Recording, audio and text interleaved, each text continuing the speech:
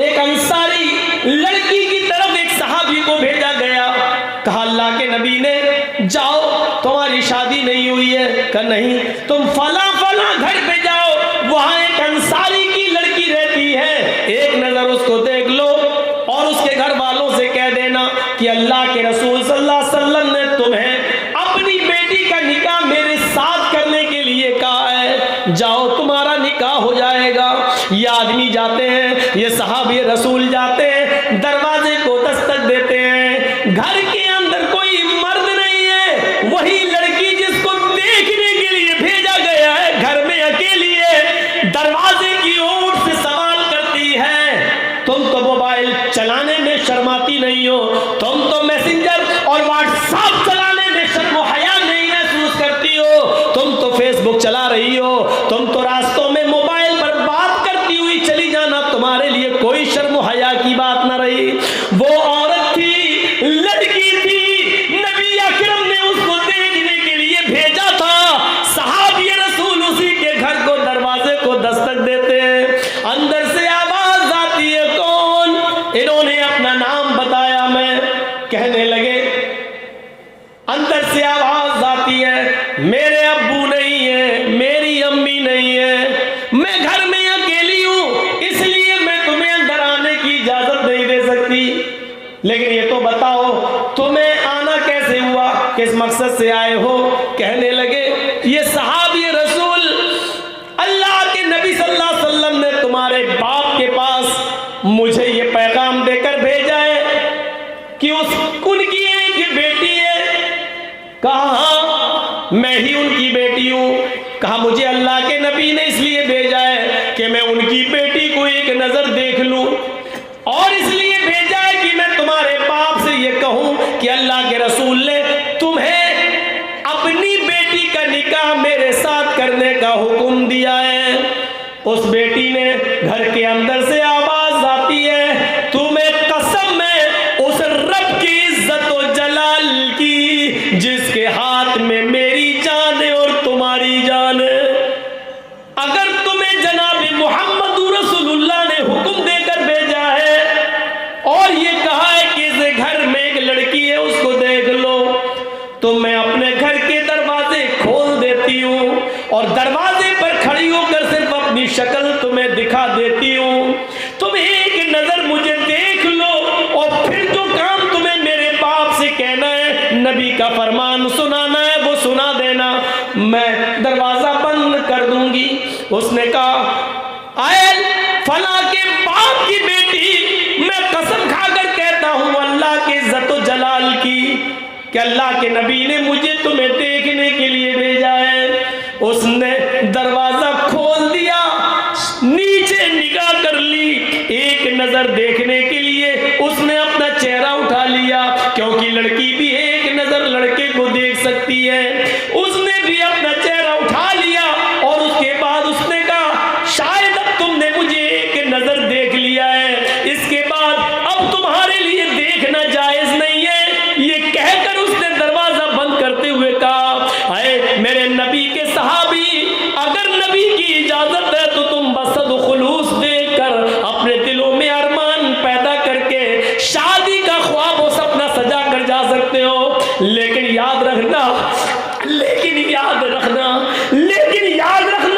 اگر اللہ کے نبی کے حکم کے بغیر تم آئے ہو اور نبی کی حکم کے بنا تم نے مجھے دیکھا ہے تو کعبے کے رب کی قسم قیامت کے دن میں تمہارا دامن پکڑوں گی.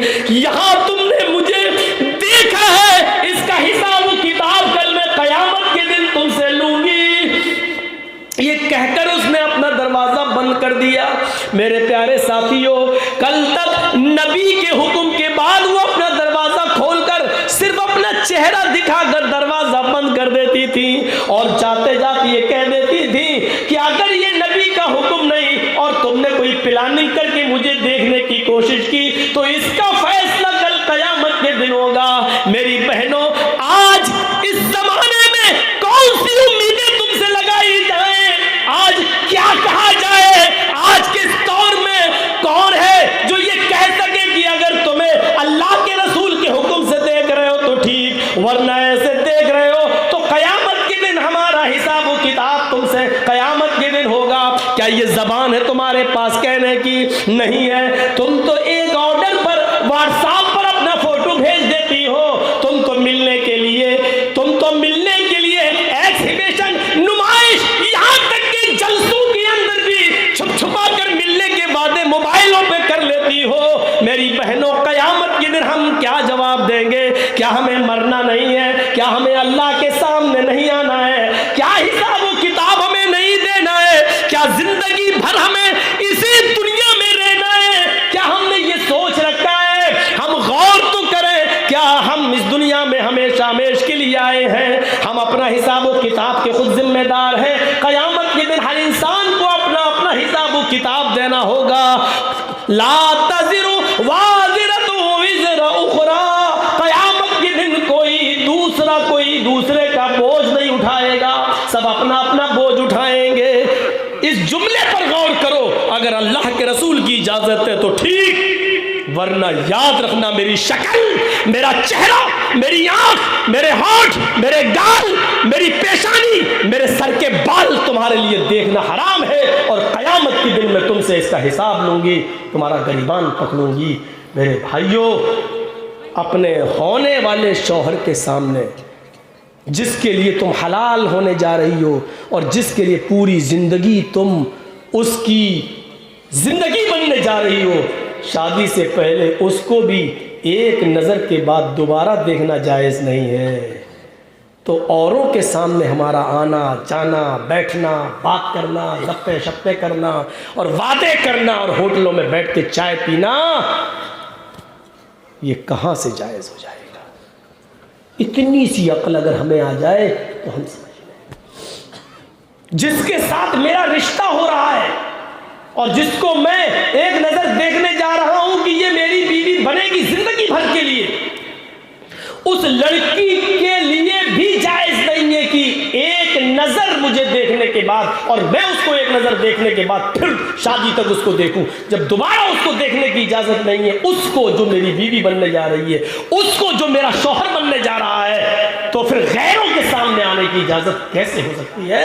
اتنی سی بات اگر ہم سمجھ لیں تو سب معاملہ.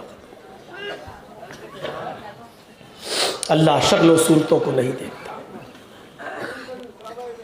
یاد ہے آپ کو وہ جنگل میں جا رہا تھا، اپنا گھر کا اثاثہ اور سامان لاد کر اونٹ پر گھر خالی کر دیا، جا رہا دوسری جگہ شفٹ ہونا ہے. جنگل سے گزر رہا تھا، تھک گیا بیچارہ. دیکھیے، تھک گیا بیچارہ، اور تھک گیا تو سوچنے لگا کہ یہ درخت، یہ پیڑ آ گیا ٹری، اس پیڑ کے نیچے تھوڑا سا میں آرام کر لوں. 2 درخت تھے تھوڑی تھوڑی دوری پر. اس نے اونٹ سے اتر کر رسی سے باندھ دیا درخت سے اونٹ کو بٹھا دیا. اونٹ پر سامان لدا ہوا ہے.